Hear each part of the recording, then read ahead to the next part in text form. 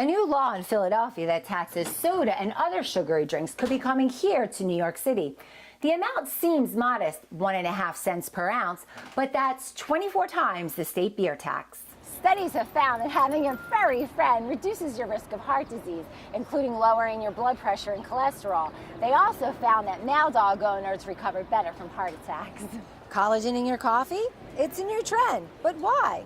Experts say it's good for your skin, hair, nails, and joints, and even reduces the signs of aging. Getting into your car has gotten even more dangerous.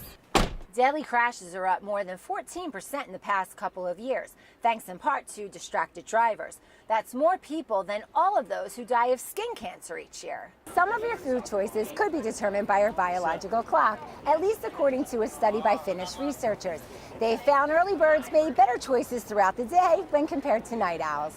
I love you.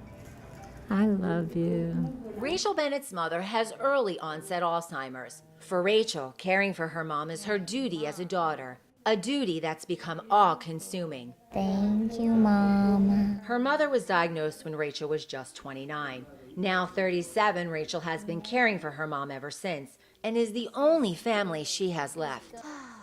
At a certain point, you suffer enough and you get exhausted enough that you realize that nobody's going to come and save you. Nobody's going to save you except yourself. And that is stressful. She's not alone.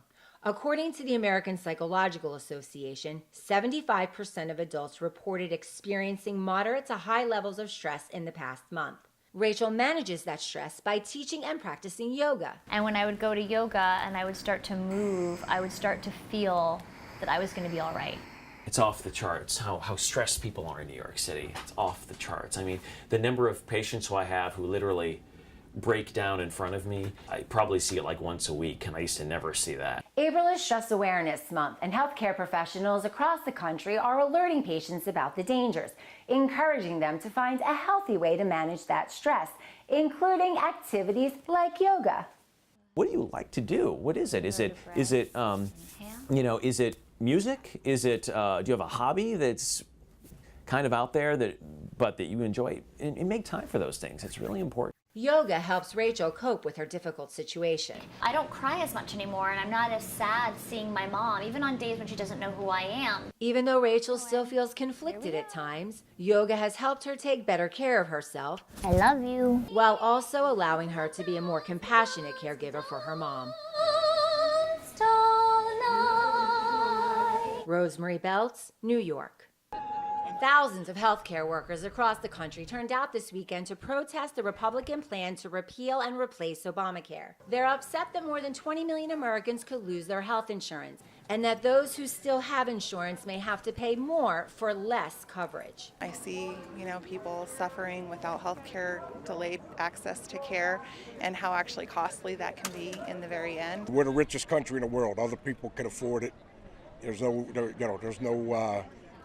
no reason we can't afford to take care of our citizens here. It's a basic human right. But President Trump promises his supporters a better plan. Obamacare has had tremendous problems. I won't say in front of the Democrats, I'll just say it to the Republicans. It doesn't work. But we're going to have it fixed, and we're going to repeal and replace. And I think you're going to see something very, very special. The president is pushing congressional Republicans to replace Obamacare with a program that lowers health care costs.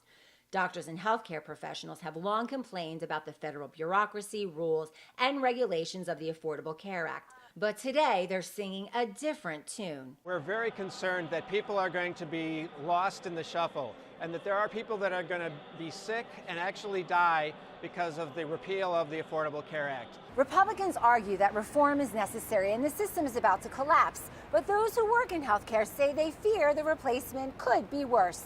In New York, I'm Rosemarie Beltz.